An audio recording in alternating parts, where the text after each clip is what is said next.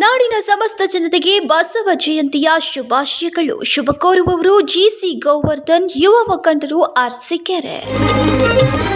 ಉತ್ತರ ಪ್ರದೇಶದ ರಾಜಕೀಯದಲ್ಲಿ ಚುನಾವಣಾ ಚಟುವಟಿಕೆಗಳು ಗರಿಗೆದರುತ್ತಾ ಇವೆ. ಅಖಿಲೇಶ್ ಯಾದವ್ 2027ರ ವಿಧಾನಸಭಾ ಚುನಾವಣೆಯ ಬಳಿಕ ಸಮಾಜವಾದಿ ಪಕ್ಷ ಮತ್ತೆ ಅಧಿಕಾರಕ್ಕೆ ಬರಲಿದೆ ಎಂಬ ವಿಶ್ವಾಸವನ್ನ ವ್ಯಕ್ತಪಡಿಸಿದ್ದಾರೆ.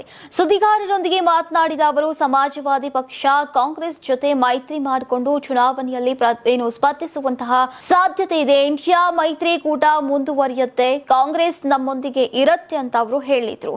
ಇನ್ನು ಸೀಟು ಹಂಚಿಕೆಯ ಕುರಿತು ಮಾತನಾಡಿದಂತಹ ಯಾದವ್, ಸಂಖ್ಯೆಗಳಿಗಿಂತ ಗೆಲುವಿನ ಸಾಮರ್ಥ್ಯವೇ ಮುಖ್ಯವಾಗುತ್ತೆ ಅಂತ ಸ್ಪಷ್ಟಪಡಿಸಿದ್ದಾರೆ.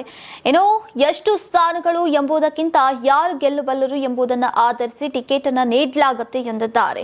ಇದೇ ವೇಳೆ ಬಿಜೆಪಿ ವಿರುದ್ಧ ವಾಗ್ದಾಳಿ ನಡೆಸಿದಂತಹ ಅವರು, ಪಶ್ಚಿಮ ಬಂಗಾಳ ಸೇರಿದಂತೆ ವಿವಿಧ ರಾಜ್ಯಗಳಲ್ಲಿ ನಡೀತಾ ಇರುವಂತಹ ಚುನಾವಣೆಯಲ್ಲಿ ಬಿಜೆಪಿ ಸೋಲಲಿದೆ ಅಂತ ಭವಿಷ್ಯವನ್ನ ನುಡಿದ್ರು. ಈಗ ಸದನದಲ್ಲಿ ಸೋತವರು ಹೊರಗೂ ಸೋಲ್ತಾರೆ ಅಂತ ವ್ಯಂಗ್ಯವಾಡಿದ್ದಾರೆ. ಇನ್ನು ಒಟ್ಟಾರೆಯಾಗಿ ಉತ್ತರ ಪ್ರದೇಶದಲ್ಲಿ ಮುಂದಿನ ಚುನಾವಣೆಯನ್ನ ಗಮನದಲ್ಲಿಟ್ಟುಕೊಂಡು ಈಗ ರಾಜಕೀಯ ಸಮೀಕರಣಗಳು ರೂಪುಗೊಳ್ತಾ ಇರುವಂತಹ ಲಕ್ಷಣಗಳು ಕಾಣ್ತಾ ಇವೆ.